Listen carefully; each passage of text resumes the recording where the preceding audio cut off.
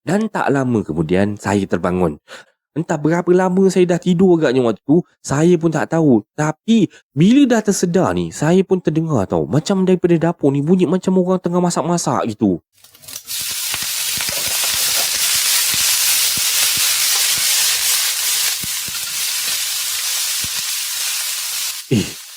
Siapa pula masak tengah-tengah malam macam ni? Dan time ni sebenarnya saya agak-agak adalah dalam pukul 1 ke pukul 2 pagi macam tu lah. Saya bangun, duduk dekat atas katil tu. Dan saya cubalah amati betul-betul apa benda yang bunyi ni kan. Itulah kau. Inilah yang mengganggu kita orang tiap-tiap malam kat sini.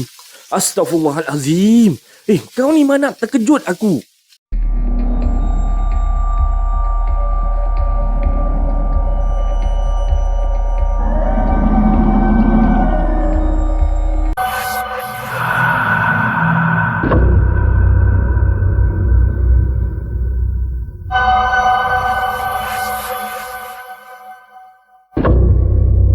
Assalamualaikum warahmatullahi wabarakatuh dan salam sejahtera kepada anda semua. Selamat datang ke channel Kisah Seram Malaysia. Jadinya diharapkan anda semua pada hari ini sihat-sihat belaka lah hendaknya ya, insya-Allah. Okey, semua kisah-kisah yang saya akan ceritakan kat sini pada hari ini anda anggaplah sebagai satu hiburan sahaja. Jangan terlampau taksub ataupun terikut-ikut ya.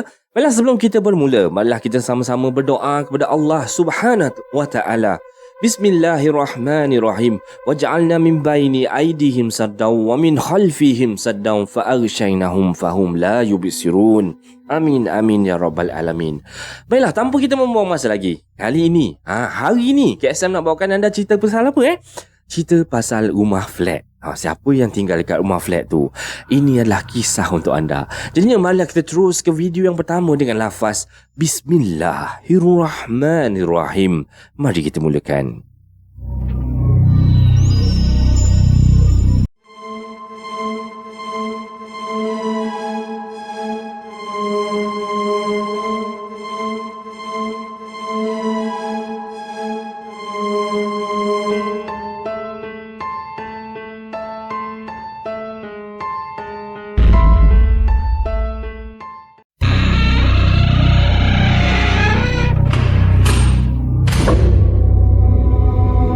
Baiklah, macam yang KSM katakan tadi kan, kisah-kisah berkenaan dengan kisah daripada rumah-rumah flat ni. Jadinya tanpa membuang masa, kita terus dengan kisah yang pertama. Hai semua, nama saya Vilashini, kata dia. Dan ini adalah kisah pengalaman seram yang pernah diceritakan oleh suami saya. Dan suami saya ni asal orang Taiping Perak, kata dia. Dan semasa suami saya berumur 12 tahun, keluarganya sudah pun berpindah ke Pulau Pinang. Dan kejadian ni berlaku dekat sebuah rumah flat yang pernah keluarga suami saya ni sewa dekat situ. Dan semasa kejadian ni ataupun kisah ni berlaku, waktu tu umur suami saya dalam 23 tahun lah macam tu. Dan rumah flat yang keluarga suami saya ni duduk mempunyai 15 tingkat. Dan keluarga suami ni sewa dekat tingkat 8 tu. Dan biasalah kan, waktu tu suami saya baru berumur 23 tahun. Dan suami saya ni suka sangat duduk dekat tangga tingkat 15 tau. Setiap malam, never fail, dia mesti pergi lepak kat situ. Kenapa? Sebabnya dia pergi, orang kata, melepaskan gian, isap rokok kat situ. Sebab dia isap rokok waktu tu tanpa pengetahuan bapak dia lah. Jadi setiap kali suami saya nak pergi melepak dekat atas tu, suami perasan setiap malam kan, semua rumah-rumah kan dia nak jalan naik atas ke tangga ke tingkat 15 tu, setiap rumah yang dia lalu dekat tepi-tepi tangga tu, nampak dia orang akan letakkan dekat tepi tangga tu buah-buahan lah, makanan lah kan. Yelah, letak biskut lah, gula-gula lah kan. Jadinya suami saya ingat ini mestilah mungkinlah satu upacara ke yang dilakukan kebiasaannya oleh masyarakat Cina. Jadi suami saya pun waktu tu tak ambil peduli, tak ambil pot pun, ataupun lebih sesuai tak syak apa-apa pun waktu tu. Jadi nak dijadikan ceritalah, pada satu hari semasa suami saya tengah duduk lepak-lepak dekat tangga tingkat 15 tu, macam biasalah dia duduk buat apa lagi kan, hisap rokok lah. Dia perasan ada satu kanak-kanak perempuan tengah berjalan-jalan dekat situ. Tapi yang peliknya, cara budak perempuan tu jalan kan, dia macam jalan tu kan, macam meraba-raba kat tepi-tepi dinding macam tu kan. Jadinya bila suami saya pandang benda macam tu, dia fahamlah yang budak tu ada masalah penglihatan tau. Maka bila dia perhatikan budak tu kan, Dia tengok budak ni, rasa-rasanya lah umur budak tu dalam umur lingkungan 8 ke 9 tahun lah macam tu. Dan bila dah selalu sangat dia nampak budak perempuan tu jalan-jalan dekat situ, tempat dia melepak tu kan, dah rasa macam kenal tau, walaupun tak pernah bersembang sebelum-sebelum tu kan. Jadi dan suami saya ni pula jenis yang memang peramah. Orang kata hati dia memang lembut kan. Orang cepat tersentuh lah, lebih kurang macam tu. Dan bila dah lama-lama kan, asyik nampak je budak perempuan ni, timbullah rasa macam rasa kesian pun ada. Sebabnya budak perempuan ni dah lah orang kata ada masalah penglihatan macam tu. Lepas tu jalan malam-malam sorang-sorang pula tu. Benda-benda macam ni tak payah kata suami saya lah kan, kata dia. Kalau semua orang pun kalau duduk dekat tempat suami saya duduk macam tu, nampak anak budak kecil umur 8-9 tahun jalan tergaba-gaba, mesti kita akan tegur kan. Mesti kita akan rasa macam nak tolong kan. Yelah, sebab rasa kesian macam tu kan. Jadinya nak dijadikan cerita lah. Pada satu hari tu, suami saya ni boleh tegur budak tu tau.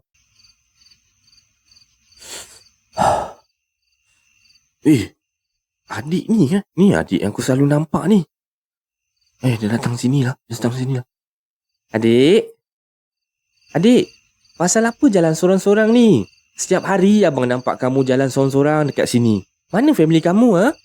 Bahaya tau jalan sorang-sorang malam-malam macam ni. Abang, rumah saya dekat sini je bang. Saya memang duduk dekat tingkat sini. Rumah saya nombor 8 tu bang. Saya tinggal dengan mak saja dekat situ. Tapi mak saya dah keluar pergi kerja. Abang tak payahlah risau. Saya dah biasa dah bang jalan-jalan kat sini. Hari-hari saya jalan macam ni. Dan sejak daripada hari itulah, suami saya ni memang akan selalu nampak, selalu jumpa budak ni. Dan akhirnya lama kelamaan, mereka jadi berkawan lah. Orang kata dah hari-hari nampak bersembang-bersembang kan. Lama-lama dia jadi kawan. Dan suami saya ni pula selalu belikan makanan untuk budak ni tau. Sebab budak ni pernah beritahu, kata dia, emak dia ni selalu balik lewat. Kadang-kadang dia tidur berlapar tanpa makanan. Jadi sebabkan kesihan lah suami saya pun belikan makanan. Dan kalau kakak suami saya ni masakkan kari ayam ke ataupun masak apa-apa benda yang special lah, dia akan bawakan bekal untuk budak tu. Dia daripada rumah tu, dia bawa bekal mungkin packing-packing siap-siap, dia bawa naik atas tingkat 15 tu. Dan keadaan ni kan berterusan selama beberapa minggu tau. Dan untuk pengetahuan anda semua, kawan kakak suami saya ni yang juga satu tempat kerja juga dengan diorang ni juga tinggal dekat situ tau. Dia tinggal dekat tingkat 15 tu. Dan kebetulan memang rumah kawan kakak suami saya ni betul-betul dekat sebelah tangga tu tau. Jadi bila suami saya ni selalu duduk lepak, orang kata isap ukuk kat situ dulu kan, memang diorang tahulah. Dan itu memang diorang dah biasa nampak suami saya ni duduk lepak kat situ sambil orang kata isap ukuk kan. Tapi lama kelamaan, bila dah jadi macam perangai tu macam semakin pelik suami saya ni, kerana diorang ni dah selalu sangat terdengar yang suami saya ni bercakap seorang-seorang, dia kan bercakap dan suami saya ni pula bila dah selalu tinggalkan makanan atau bekas makanan dengan siap makanan lagi dekat tangga sebelah rumah dia ni. Dan tangga ni betul-betul ada dekat tepi rumah kawan kakak saya tu lah. Jadinya bila dah tinggalkan makanan, abang kata dah semalaman kat situ, makanan tu pun dah basi apa semua. Yelah, bila dah tinggalkan lama-lama benda tu jadi basi, tu keluarlah bau busuk kan. Itu yang jadinya dia nak siasat, nak tahu sebenarnya apa yang terjadi. Dan paling dia terkejut, pernah sekali lah bila dia terdengar daripada dalam rumah ni kan, suami saya waktu tu bersembang dengan suara yang agak kuat lah. Kuat macam bersembang macam tu, ketawa macam tu kan. Jadinya dia rasa curious waktu tu. Jadinya dia keluarlah daripada rumah nak tengok. Sebab memang dah lama sebenarnya dia rasa curiga dengan makanan-makanan basi yang suami saya tinggalkan dekat tepi tangga tu. Dan bila dia keluar secara senyap-senyap, dia mengendap tau suami saya waktu tu. Dia mengendap. Dia nampak yang suami saya ni tengah suapkan makanan dekat angin. Macam suap dekat orang macam tu. Tapi orang dia tak ada kat situ. Shiva, kamu tengah buat apa tu? Setiap malam duduk lepak sini, lepas tu tinggalkan makanan hari-hari dekat sini. Nanti esok makanan sudah basi, akak juga yang kena ngemas tau kat sini. Busuk, kamu tahu tak? Bila suami saya ni tiba-tiba kena segah dengan soalan-soalan macam tu, suami saya ni memang terkejut lah, of course lah. Teruslah suami saya pun menerangkan perkara yang sebenar. Dan katanya yang dia sedang bercakap tu, dia bercakap dengan seorang kanak-kanak perempuan yang hilang penglihatan. Dan makanan tu semua adalah makanan untuk budak tu lah, kata dia. Shiva, Kamu tak tahu ke? Budak yang kamu bagi tahu tu memang betul. Dulu dia memang tinggal kat sini. Tapi budak tu dah lama meninggal, Shiva. Sebelum kamu pindah mai sini lagi, budak tu dengan mak dia ni dah mati dekat dalam rumah. Tak ada sesiapa pun yang tahu. Dan selepas 3 hari, barulah penduduk-penduduk kawasan ni baru tahu. Itu pun sebab ada bau busuk. Dan orang-orang yang lama yang tinggal kat sini semua tahu cerita pasal ni. Roh budak tu selalu mengganggu penduduk tingkat 15 ni. Selepas pukul 11 malam, ketuk-ketuk pintu lah, minta makanan lah. Sebab tu lah, you tahu tak? You nampak ni semua makanan dia orang letak tepi-tepi rumah tu. Itu sebabnya dia tak nak budak tu kacau. Kalau tak letak nanti, budak tu mesti kacau. Jadinya kan, bila husband saya dah dengar penerangan, penjelasan daripada kawan kakak dia ni, suami saya ni terus balik tau. Lepas tu langsung dia tak mahu merokok ataupun melepak dekat situ lagi. Jadi lepas balik lah daripada hari tu kan, suami saya ni demam panas seminggu tau. Mungkinlah sebab terkenang-kenangkan, teringat-ingat budak tu agaknya kan. Dan saya pernah juga tanya kat suami ni, macam mana budak tu dengan mak dia boleh meninggal dalam rumah Jadinya suami saya kata dia pun tak tahu apa-apa. Dan rata-rata bila dia tanya kat orang-orang keliling ni pun langsung tak tahu apa-apa pun. Dia orang memang tak tahu langsung kenapa budak ni dengan mak dia boleh mati kat situ. Dan menurut cerita daripada kawan kakak suami saya ni, budak tu selalu kena tinggal seorang je dalam rumah. Dan bila maknya keluar kerja ni kan, dan diorang ni pula jenis tak campur jiran-jiran kan. Orang kata buat di kepala sendiri je kan. Dan bila tiba-tiba tak nampak diorang ni, dan dekat tingkat 15 tu memang berbau sangat busuk lah. Jadinya jiran-jiran pun report pada polis. Dan bila polis datang siasat, barulah dapat tahu yang mereka ni sebenarnya dah 3 hari dah meninggal dekat dalam rumah. Rumah nombor 8 tu lah. Dan kematian mereka ni sebenarnya satu perkara yang cukup misteri lah. Dan tiada siapa pun yang tahu apa yang sebenarnya terjadi. Jadi saya pernah jugalah tanya lagi sekali pada suami saya. Kalau suami saya ada lagi jumpa dengan budak tu kan. Kot-kot ataupun budak tu saja cari dia nak ganggu ke, nak kacau ke kan. Dan suami saya cakap apa tahu? Tak pernah pula dia jumpa dengan budak tu ganggu dia ke macam mana kan.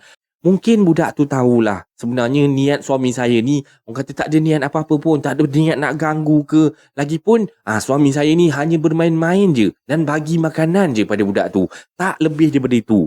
Dan kalau saya tahu awal-awal, memang confirm lah saya tak akan lepak kat situ. Jadinya, ini adalah kisah seram Malaysia pada malam ni. Untuk kisah pembukaan dia, macam mana anda rasa dengan kisah ni? Agak misteri kan? Siapa yang sebenarnya suami dia tu nampak? Kan sebab orang lain tak nampak. Jadi kita terus dengan kisah yang kedua.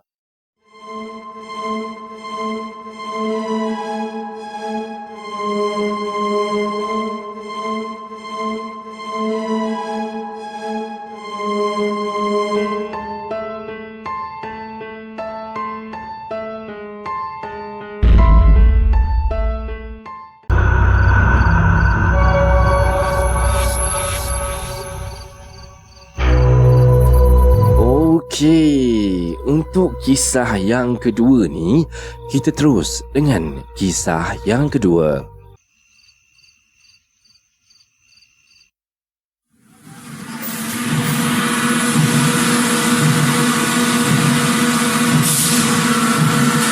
Aduh, tak tahan lah macam ni. Usut aku.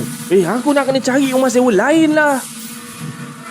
Hai, kau ni mana? Dah kenapa kau ni? Tersampuk setan ke apa? Rumah kau sekarang kenapa? Apa masalahnya? Cuba kau story sikit kat aku. Alah, kau bukan tak tahu rumah aku tu. Ramai sangat lah rumah tu. Dah macam tin sardin dah kat dalam tu kau tahu. Rumah tu rumah flat 2 bilik je tau. Yang bilik air pun ada 1 bilik je tau. Kau bayangkan dalam rumah tu tinggal sampai 10 orang. Dah macam sardin terperuk-peruk tahu tak? Dan kalau buatnya semua shift, kerja satu shift pagi kata dia kan, memang mendapatlah begitu. Tunggu punyalah berjam nak mandi, nak pergi kerja. Itulah yang aku buat. Kusut akulah, stres lah aku macam ni. Kau pasal tu ke? Aku ingatkan kau nak kahwin lain ke, sebab tu nak cari rumah lain. Kau ni. Habis tu apa plan kau? Kau nak pindah mana Dah dapat rumah ke? Kalau kau nak cari rumah sewa sekarang ni, bukan senang manap oi. Rumah sewa sekarang mahal gila tahu tak? Cekik darah sewa dia tu. Mana lagi satu? Lagi satu mana kau nak cari duit deposit? Kau ada duit ke? Hei, itulah tu. Hari tu, aku ada pergi rumah Razif tau, dekat blok sebelah tu tau.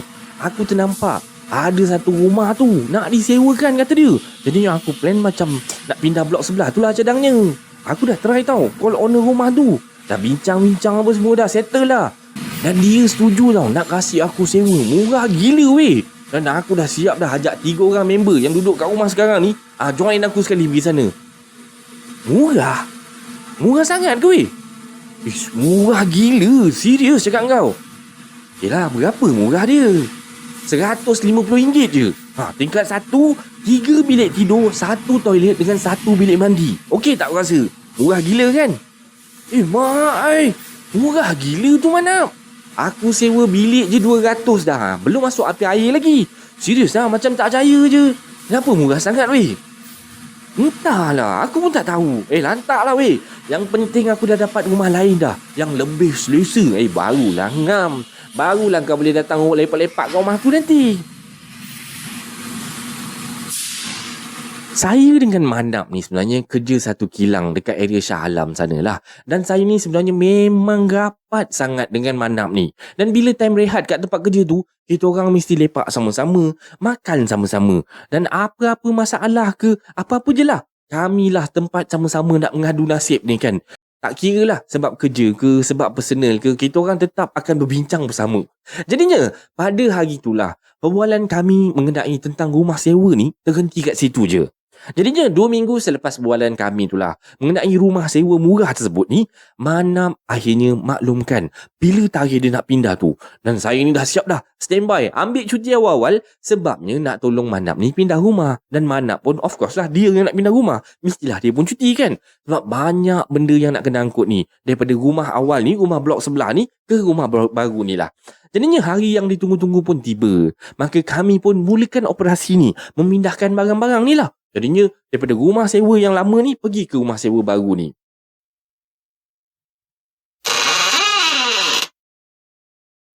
Korang masuk. Langkah kaki kanan tau. Sebelum masuk bagi salam dulu. Luas tau. Memang luas tau rumah kau ni. Ruang tamu pun besar. Tapi dalam hati saya sebenarnya waktu ni masih lagi bermain dengan soalan tau. Kenapa murah? Macam pelik sangat kan? Dah tu owner ni boleh tak nak pula duit deposit. Memang curiga lah saya ni dibuatnya. Tapi lantak lah kan. Dah janji kawan raya dah dapat rumah ni kan. So hari tu kita orang memang sibuk lah sikit kan. Pindah-pindahkan barang, kemas-kemas, cuci lantai apa semua kan. Dan sebab dia orang ni semua orang-orang bujang, budak-budak bujang, jadi tak banyak lah barang keperluan yang nak dibawa, yang nak dipindahkan tu. Dan seharian jugalah saya bantu dia orang ni mop-mop lantai, lap-lap cermin, beli tikar baru, pasang tikar baru apa semualah. Jadinya sebelum balik tu lah, dia orang semua orang kata ucap terima kasih lah pada saya sebab tolong-tolong kan. Jadinya sempat jugalah dia orang ni beli makanan, kita orang makan ramai-ramai pada malam tu. Settle apa semua kerja-kerja pada malam tu, saya pun balik rumah lah. Sebabnya seharian sibuk tolong dia orang berkemas apa semua. Lepas solat isyak tu, saya terus koma. Terus tidur lah malam tu kan. Jadinya pada 3 minggu pertama, saya nampak Manap ni, yelah dapat pindah rumah baru kan, memanglah agak ceria. Yelah, selesai masalah pasal rumah apa semua, hati pun senang, kerja pun jadi tenang kan. Ceria je dia ni hari-hari kat tempat kerja. Dan saya pun samalah, turut tumpang gembira, kawan tengok kawan gembira ni kan. Jadinya masuk sebulan lebih, saya perasan tau, ada sedikit perubahan pada wajah Manap ni. Pada perangai dia, pada wajah dia macam tu lah. Manap, sorry aku nak tanya sikit boleh tak? Kau ni kenapa macam pucat je muka? Ni aku tengok macam mengantuk je hari-hari. Kau sakit ke apa Manap? Kau jangan Manap. Kau kan kau ni ada buat benda tak betul ke? Ambil barang terlarang ke apa? Mana ada aku tak ambil apa-apa lah. Kau ni main sedap mulut je terus aku macam tu kan. Aku okey je lah. Cuma aku ni macam tak cukup tidur je lah. Kau jangan risau lah. Relax lah. Aku bukan apa Manap. Hari-hari aku tumpang kau pergi kerja naik motor kau tau. Dah berapa kali dah kita nak aksiden dah. Dah berapa kali dah kita hampir-hampir duduk bawah lori tu. Kau fikirlah. Kenapa kau ni? Kenapa kau tak cukup tidur pula? Tak ada apa-apa lah. Kau ni kan. Malam ni kan. Boleh tak? Aku nak tumpang tidur rumah kau boleh tak? Suka tinggal lah. Macam tak biasa pula kan. Nak tidur-tidur je lah. Datang je lah rumah aku nanti. Jadinya balik kerja pada hari tu, saya pun macam biasalah tumpang Manap ni balik naik motor dia. Dan waktu ni kan, sekali lagi Manap tanya saya, nak tumpang tidur rumah saya ni boleh ke tak kan. Jadinya waktu ni saya pun okey kan je lah. Allahu Akbar, Allahu Akbar, Allahu Akbar, Allahu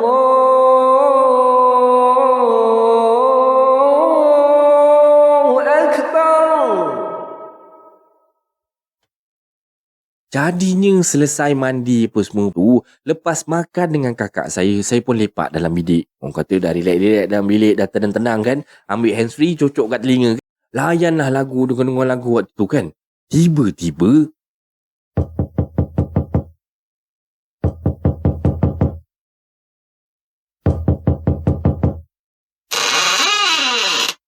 Kak. Kenapa kak? Adik, ni yang kawan kau ni, Manap datang ni, keluarlah. Daripada tadi terperap je dalam bilik tu. Orang bagi salam pun kau tak dengar. Yelah, kejap. Manap, masuklah. Tak payahlah malu-malu, kena ngada je lah kau ni. Sorry weh, aku tak dengar kau ketuk tadi.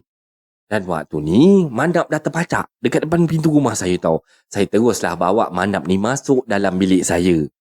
Kau tengah layan lagu ke apa ni? Biasalah Manap. Time tengah-tengah boring macam ni, layanlah lagu. Kau lepak jap Aku nak buatkan kau air kejap.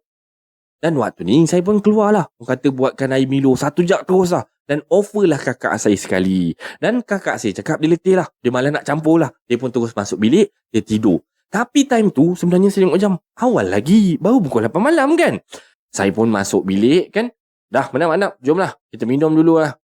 Ni yang aku suka lepak rumah kau ni. Tak payah disuruh. Siap dah air semua. Macam ni lah. Sebenarnya kan, aku ada benda lah nak cerita dengan kau ni. Kan kau tadi ada tanya kat aku kan. Tadi, kenapa nampak muka aku macam pucat je kan. Tapi aku tak jawab lagi kan. Sekarang ni aku nak jawab lah ni. Rumah aku tu lah, macam ada benda yang tak kena je tau.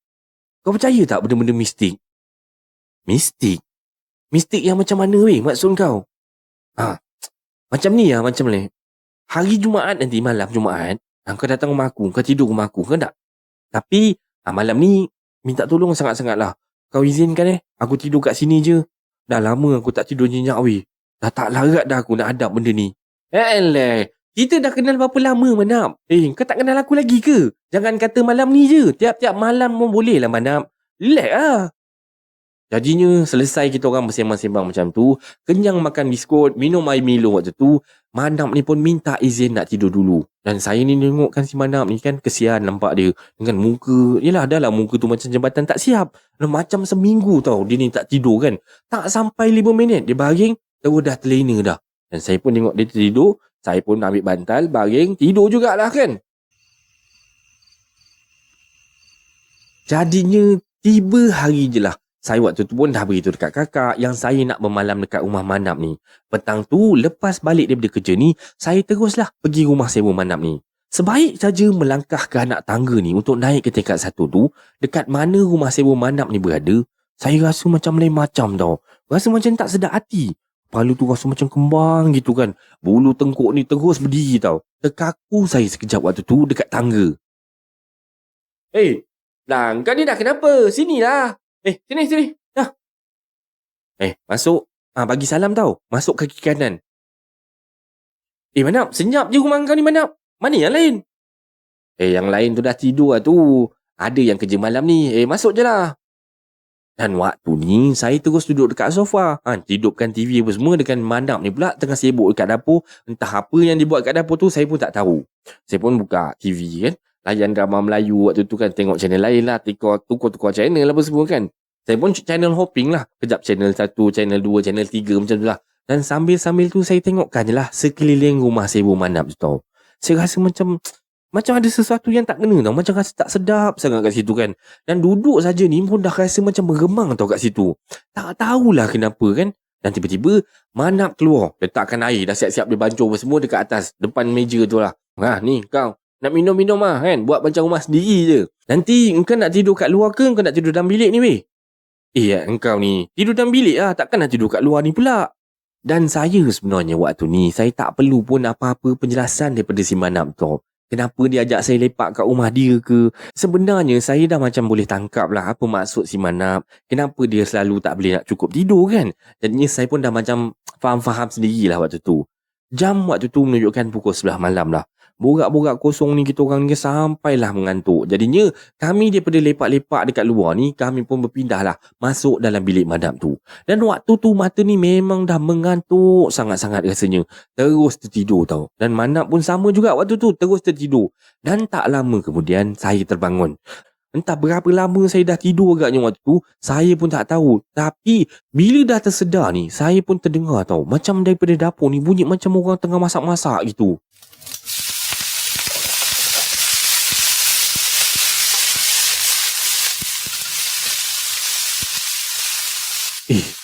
Siapa pula masak tengah-tengah malam macam ni?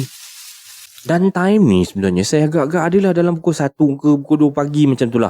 Saya bangun, duduk dekat atas katil tu. Dan saya cubalah amati betul-betul apa benda yang bunyi ni kan. Itulah kau. Inilah yang mengganggu kita orang tiap-tiap malam kat sini. Astaghfirullahalazim. Kau ni mana terkejut aku. Dan kalau kau nak tahu, ni semua bunyi nanti, azan nanti subuh, terus senyap tau. Terus tak ada bunyi apa semua. Jadi ni macam manalah aku nak tidur lena tiap-tiap hari kena gangguan macam ni. Dan waktu ni dekat depan pintu bilik tu lah, dekat luar bilik tu, terdengar macam ada ramai sangat orang tau. Macam dia orang ni tengah makan-makan macam tu. Rasanya macam ada lebih 20 orang dekat depan tu kau. Memang meriah sungguh lah bunyi dia. Dan bunyi orang masak-masak lah dekat dapur ni makin kuat. Kuari periuk berlaga-laga kelantang-kelentung macam tu kan. Dengan bunyi orang berbual-bual dekat depan ruang tamu rumah Manap ni kan. Entah apa yang dibualkan saya pun tak tahu. Saya cuba pasang telinga tau. Tapi tak dapat nak fahami biji butir apa yang diorang tengah bersembang kat dalam tu. Bila macam ni kan, memang of course lah, meremang bulu roma saya tau time ni.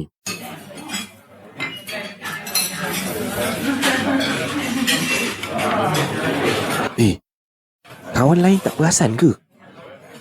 Perasan weh, perasan. Tapi diorang pun macam kita lah sekarang ni, tak berani nak keluar bilik. Tak boleh jadi weh macam ni mana. Engkau kena pindah kalau macam ni kan. Kalau tiap-tiap malam macam ni, sakit engkau nanti, tak cukup tidur macam ni. Patutlah sewa murah, deposit pun tak nak ambil. Rupanya macam ni. Dan waktu ni kan, saya pun bangun perlahan-lahan pergi dekat pintu tau. Dan Manap ni follow je saya rapat-rapat dekat belakang saya. Waktu ni saya buka pintu, terus berlari keluar daripada bilik ni, terus pap, saya hidupkan lampu kan. Suasana kat luar tu jadi terang menderang lah. Tiba-tiba semua suara dan bunyi kelentang-kelentung, bunyi orang belaga, pinggan belaga apa semua ni, semua hilang macam tu je. Saya masuk kat dapur ni cek. Semua kat dapur ni macam biasa, macam sedia kala, tersusun kemas je. Tak ada pun sebarang tanda-tanda orang masak ke orang berkecah ke kat dapur. Aduh, macam ni lah Ada baiknya lah, esok pagi kita carilah rumah sewa lain Manap. Tak boleh Manap kalau biar macam ni. Nanti korang semua boleh sakit tau. Badan pun boleh sakit, mental pun boleh sakit tau. Dan malam tu kami tidur lah. Kami biarkan je lampu ruang tamu tu tak tutup pun. Kami biarkan je macam tu terbuka sampai pagi.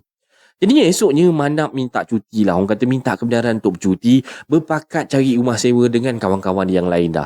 Dan saya pula waktu tu kerja lah, terpaksalah kerja. Saya balik-balik je petang tu. Manap dah siap dah pindahkan semua barang-barang dia daripada rumah sewa yang berpuaka tu pergi ke rumah baru tu. Dan owner rumah lama tu pun tak ambil langsung duit sewa bulan tu. Sebabnya kata dia baru 15 hari bulan. Dan Manap waktu ni tetap juga nak bayar. Tapi owner tu tak nak ambil juga. Dia faham kot apa yang berlaku sebenarnya. Dan lepas tu barulah dengar cerita daripada jiran sebelah ni. Memang tak pernah ada yang bertahan lama tau, yang duduk menyewa dekat rumah tu. Paling lama pun sebulan je. Ini kira Manap ni kira pecah rekod lah kan. Sebab Manap sewa ni sebulan lebih. Dan bila saya tanya jiran depan rumah ni, ada dengar tak? Pernah tak dengar bunyi bising daripada dalam rumah ni ke apa semua? Dia cakap tak pernah pula dengar. Cuma yang dia tahu, ataupun dia rasa pelik jugalah. Sebab rumah tu dia punya sewa memang murah sangat. Dia pun tahu setakat tu je lah. Selepas Manap dan rakan-rakan serumah dia ni dah pindah, dah tak ada lagi dengar gangguan ke. Orang kata kan, biarlah sewa ikut harga standard asal. Dapat tidur lena tanpa sebarang gangguan. Dan rumah tu masa saya tinggalkan Kelang, ada lagi tahu rumah tu. Tapi masih lagi kosong dan tidak berpenghuni. Sekarang ni entahlah, tak tahulah apa cerita rumah tu kan. Dah lama tak lalu kat situ. Jadi, mana yang dapat sewa rumah murah-murah sangat tu, berhati-hatilah, kata dia. Dan ini adalah kisah seram Malaysia yang kedua pada malam ni. Macam mana anda rasa dengan kisah yang kedua ni? Jadinya, sebab KSM masih ada lagi satu kisah yang terakhir untuk malam ni. So, korang stay tune and enjoy.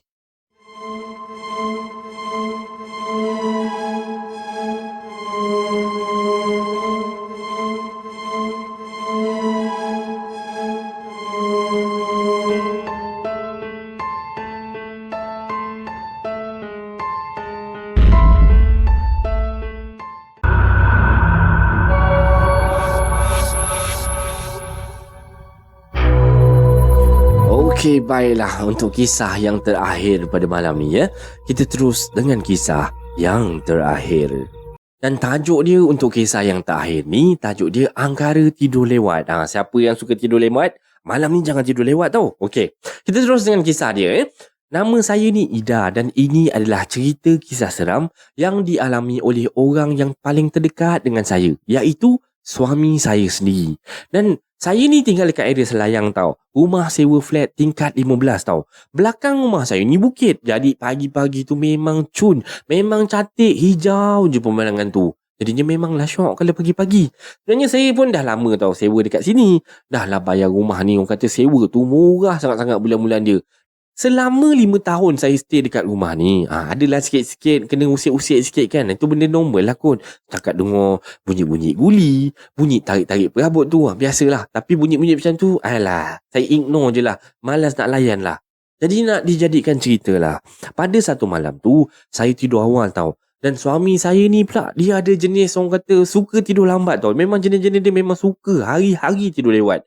Kadang-kadang kata dia, tengok bola lah, tengok wrestling lah, main video game lah, macam-macam lah alasan dia. Jadinya, malam tu dia tidur pukul 3 pagi tau. Dan suami saya ni biasanya dia akan tidur dekat tilam dekat bawah ni. Luas sikit kata dia, sebab tidur dekat atas tu anak saya punya buas tidur. Habis dia kejap ke atas, kejap ke bawah, ke keliling katil tu dia pusing habis kan. Dan malam tu kan, saya dah tidur waktu tu tau. Saya dengan anak saya dah tidur. Tiba-tiba je saya perasan tau, suami saya ni mencari-cari saya punya handphone tau. Dia buka handphone saya tu, jadinya cahaya lighting daripada handphone saya ni membuatkan saya ni terjaga tau. Dan saya ni pula jenis kalau tidur, saya jenis cepat terjaga. Dan kalau ada sikit je bunyi pun saya dah terjaga. Dan orang kata saya ni jenis light sleeper lah Kiranya anak terjaga ke, suami terjaga ke tengah-tengah malam ke, mata saya ni automatik akan terbuka sendiri. Tengokkan situasi apa yang berlaku waktu tu. Jadinya pada malam tu lah, bang, kenapa bang? Abang cari apa bang dalam handphone tu? Sayang ada simpan bacaan surah Yasin tak dalam handphone? Mana sayang? Video surah Yasin tu. Buka kejap sayang. Dan waktu ni saya pun macam pelik je lah memikir, kenapa pula dia suruh saya buka surah Yasin ni? Saya pun capai handphone saya yang dia bagi tu. Saya cari-cari lah. Puas tau, saya scroll ni. Cari apps dalam handphone saya yang saya dah install dah hari tu sebenarnya. Mana pula apps Al-Quran yang aku install hari tu ni? Tak ada lah pula. Jadi saya pun tanya dia, kenapa bang? Kenapa ni tiba-tiba nak suruh buka Yasin ni? Ada apa-apa ke? Dia kena kacau. Awak ni pasang je lah. Okey lah. Sorry. Dan saya waktu ni malas lah nak tanya banyak-banyak. Sebab lah malam-malam buta macam tu kan, saya pun buka je lah YouTube bacaan Al-Quran ni. Dan saya suruh dia tidur kat atas katil je malam tu. Dan esok pagi pukul 6 pagi saya bangun solat tau. Mandi apa semua, siap-siap nak pergi kerja lah. Dan saya tanya pada suami saya ni, apa jadi semalam kan? Dan dia ceritakan semula tau. Kata dia, pukul 2 pagi macam tu, dia pergilah area ruangan tepi dapur rumah tu sebabnya nak isap ukuk kat situ. Itu memang biasa pot dia memang isap ukuk kat situ tau. Dan ruangan tu sebenarnya saya biasa buat ampai baju dekat situ tau. Sebab situ open space, dapat ruang keluar tu kan. Dan ruangan tu bertentangan dengan koridor depan rumah saya tau. Suami saya ni pun dia pergi kat situ. Dia pun ambil keluarkan ukuk dia pun dia bakar isap sambil main game tau. Jadi dia ternampak ada satu kelibat ni macam melintas tau. Macam tu kan. Kat depan koridor tu je tau. Tapi macam sekali lalu je lah. Dan masa tu bulu roma dia nak memang. Jadi dia pun ambil keputusan campak ukuk macam tu, terus pergi ke ruang tamu, sambung tengok bola. Dan masa dekat ruang tamu tu, dia kata dia rasa macam diperhatikan je tau. Dah mula rasa macam tak syok. Mula-mula dia buat tak layan je lah kan. malas nak layan kata dia kan. Tapi bila dah makin lama, makin seram sujuk je rasa kan. Jadinya dah rasa takut macam tu, dia pun fikir nak masuk bilik, nak tidur je lah kan. Dia pun masuk dalam bilik and baring dekat tilam bawah tu lah. Dia pun baring waktu ni, dia baring tidur mengiring tau, menghadap saya tau. Dan masa tu lah, benda tu kacau dia tau. Dan suami saya kata dia kena tindih time tu. Tapi dia melawan, dia tolak benda tu. Dan dia nampak makhluk yang kacau dia tu lah. Kata dia makhluk tu tengah berdiri, dekat tengah-tengah tau, antara dia dengan saya waktu tu kan. Tapi dia menghadap suami saya lah. Nampak tau, benda tu pakai kain warna putih macam tu. Putih dah lusuh lah, kekuning-kuningan macam tu. Macam kain buruk. Dan suami saya ni tetap tau, melawan. Semakin dia lawan, makhluk tu semakin tundukkan diri. Makin orang kata sikit demi sedikit dia tunduk. Macam tengah rukuk tu kan. Macam tu lah. Dan muka makhluk ni nasib baik kata dia tak nampak. Sebab nampak macam kabur-kabur je waktu tu. Dan kebetulan masa tu anak saya ni tengah tidur. Tiba-tiba anak saya ni mengigau tau. Macam merengek macam tu. Jadinya saya pun bunyikan suara saya kan. Ish. Dah tidur sayang. Tidur. Orang kata sambil saya tepuk-tepuk anak saya ni, saya pun pusingkanlah badan saya ke arah suami saya tu. Dan boleh tersentuh tangan saya ni pada dia tau. Dan masa tu dia terus boleh gerak macam tu je. Benda tu dah tak ada dah. Hilang macam tu je. Dan masa tu lah suami saya ni suruh buka ayat-ayat suci Al-Quran tu. Sebab dia kata dia dah penat dah sebab kena tindih kan. Dan saya bila dengar cerita macam tu, orang kata pagi-pagi buta macam tu, terus mood saya bertukar lah, muram kata dia kan. Tapi of course lah, memang kena bebel lah suami saya tu. Itulah bang. Orang suruh tidur awal tak nak. Malam-malam duduk bertinggi, duduk kat balkoni tu, siapa suruh? Lepas daripada kena gangguan tu lah, saya ingatkan suami saya ni dah insaf lah. Orang kata nak tidur awal ke apa, tapi tak ada maknanya kan. Dan dia ni jenis tak takut ke apa benda, tak tahulah kan. Jenis hati batu ke apa kan. Sebab dia ni tak insaf-insaf. Benda tu datang lagi, usik dia lagi. Tapi cara lain pula kali ni tau. Tapi ini kisah 2 bulan kemudian lah. Saya rasa dalam bulan 7 pada tahun 2018 lah, dia kena usik lagi sekali. Okay, flat yang kita orang stay ni dekat-dekat dengan keluarga mak mertua saya. Adik-adik ipar saya pun orang kata sewa dekat area yang sama lah. Dan floor yang sama, satu tingkat dengan saya. Dan waktu malam minggu tu, saya pergi rumah mak mertua saya. Yalah, sebab pada hari tu saya ni merajuk dengan suami saya lah. Entah kenapa dah dia hari tu mood macam tak baik, memanjang nak memarah je kerja dia kan. Saya pun malas nak layan dia punya perangai waktu tu. Saya pun larilah pergi rumah mak mertua saya. Jadinya saya balik rumah tu dalam pukul 10 malam tau, lebih kurang. Dan time tu saya dah tidur tau. Sebenarnya dah tidur dah dengan anak saya ni. Sedap-sedap saya tidur, tengah-tengah saya tidur ni kan, tiba-tiba saya dapat satu call. Dan saya yang pada masa tu memang tengah berajuk kan. Jadi saya pun malas lah nak angkat panggilan daripada ni. Tapi dia call 2-3 kali tau. Dia call saya ni. Dan sampai saya ni orang kata tak sampai hati lah waktu tu. Saya pun teruslah angkat panggilan daripada suami saya ni. Geram betul lah dia ni. Telefon. Kenapa? Orang dah ngantuk ni. Call banyak kali dah. Kenapa ni? Sayang. Awak kat mana ni sayang? Lah abang ni. Kat rumah lah. Kat mana lagi? Orang dah tidur lah daripada tadi lagi tau. Sayang tolong abang buka pintu depan sayang. Tolonglah. Abang tak bawa kunci ni. Awak ni lah. Yelah. Kejap. Dan waktu ni saya pun teruslah pergi buka pintu depan tu. Bang. Masuklah. Kenapa tercegat lagi? Dan lepas saya buka je pintu tu, suami saya ni kan, dia macam terpacak je kat situ tau. Dia tengok je muka saya dengan mata terjegil macam tu kan. Dan saya tengok muka dia waktu ni pucat semacam je tau. Awak ni dah kenapa ni? Tengok saya macam ni. Lain macam lah saya tengok. Sayang, anak kat mana sayang? Tidurlah. Daripada tadi kan dah tidur dah. Kan saya dah cakap dengan abang tadi. Awak ni dah lama ke awak dalam rumah ni? Betul ke? Awak tak keluar pergi mana-mana ke tadi? Time ni kan, bila tengok suami saya ni dia macam takut sangat tau. Dan saya dah mula tau fikir bukan-bukan tau. Saya dah start cuak tau sebenarnya. Dah kenapa pula tiba-tiba dia tanya saya soalan-soalan macam ni kan. Terus time tu, dekat situ juga, dia terus buka cerita tau. Kata dia, masa dia duduk dekat depan pintu rumah kami tu sambil main handphone lah kan. Kebetulan depan rumah saya ni memang ada satu sofa lama letak kat situ. Jadi orang kata bolehlah duduk-duduk lepak dekat situ kan. Biasa ramai yang melepak kat luar ni. Sebab masa tu baru pukul 12.30 malam tau. Kira awal lagi lah kepada orang yang memang biasa tidur lewat ni kan. Jadinya malam tu dia kata semua orang tak ada tau. Semua orang dah masuk rumah dah waktu tu. Dan dia pun nak masuk rumah lah sebenarnya waktu tu. Tiba-tiba dekat hujung koridor tu, dia nampak saya ni berdiri dekat sana tu. Sambil pandang je. Dengan muka macam marah, macam masih merajuk lagi kan. Dan bila suami saya ni ternampak saya dekat situ, dia fikir, itu saya lah tu kan. Dia terus bangun dan pergi ke arah situ lah. Konon-konon macam nak pujuk lah. Tapi makhluk yang berjelma sama dengan rupa saya tu, lari tau. Ke tangga hujung koridor tu pergi ke bawah. Dan suami saya waktu ni pun mulalah jalan laju sikit, jalan-jalan. Konon-konon je nak kejar lah kan. Yelah orang tengah merajuk kan, kenalah kejar.